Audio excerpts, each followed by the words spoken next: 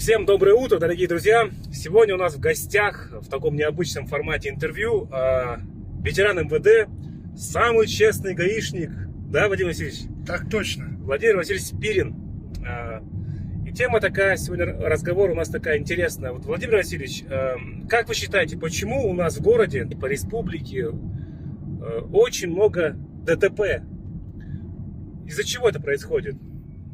Ну, вот я, как говорится, бывший гаишник, а бывших, что милиционеров, что бывших гаишников не бывает.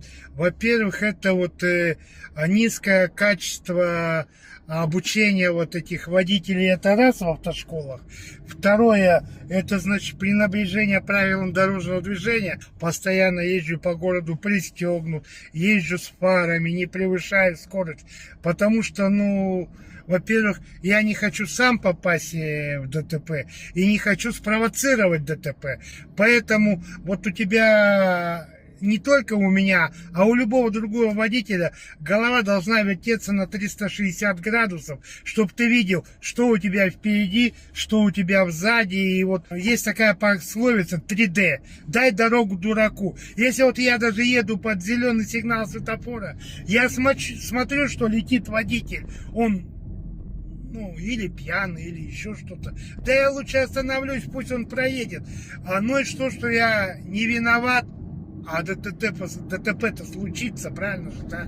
Поэтому такая хорошая поговорка. Дай дорогу дураку, пусть он проедет. Дай дорогу дураку. Владимир Васильевич, в частности, у нас в Кызыле, как вы считаете, водители, взаимоуважение есть на дороге вообще? Как вы считаете?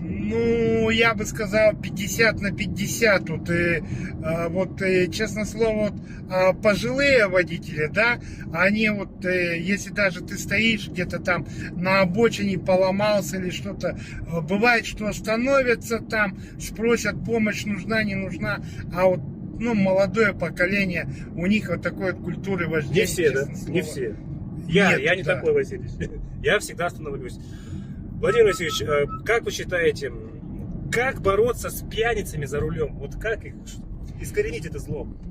Честно говоря, с пьяницами, в наше время, когда я, допустим, в ГАИ работал, да, мы могли поймать человека и 5, и 6 раз, тогда штраф был 25 рублей на комиссии, и опять ему права водительского удостоверения вернули.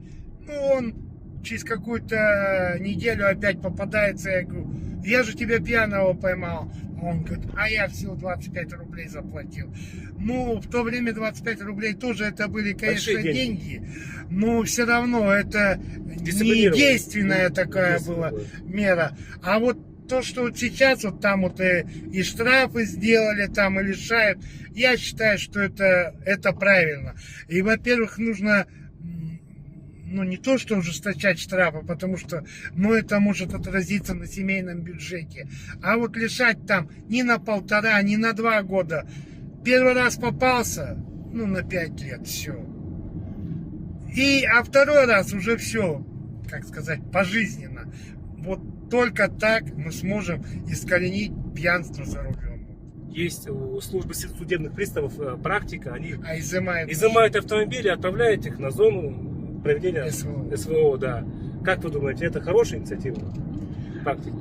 Знаешь, честно слово, во-первых, я как юрист, да, во-первых, это личная собственность, и просто так ее изъять не могут. Ее могут изъять только по решению суда, да. И все равно, допустим, а может это единственное средство к существованию.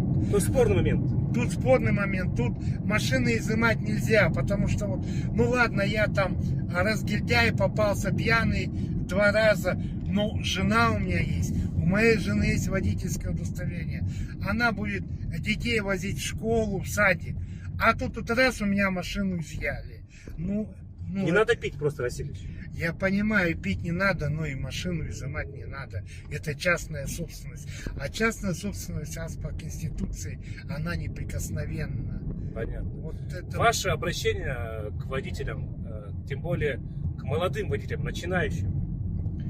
Мое пожелание молодым водителям, нужно строго соблюдать правила дорожного движения, уважать других участников дорожного движения. Ну и, конечно, вот, как говорится, не наступать на пробку, не пить.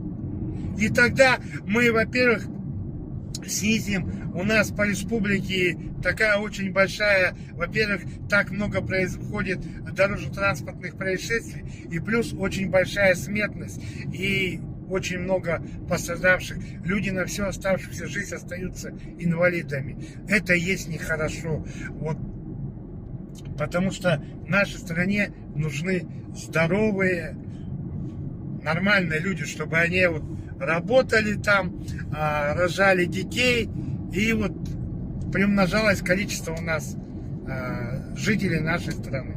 Вот так вот. С вами был ветеран МВД Владимир Васильевич Спирин и я, Дмитрий Аюн. Всем хороших дорог, без ДТП. Я тоже присоединяюсь к пожеланиям Дмитрия Сергеевича.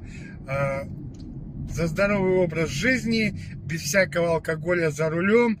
Да и, наверное, вот и время уже такое отошло, даже вот там на каких-то юбилеях, там, может быть, даже уже и не стоит пить, потому что, ну, пьянка ни к чему хорошему не приводит. Ни к чему не приведет. Всем до свидания. До свидания, дорогие товарищи.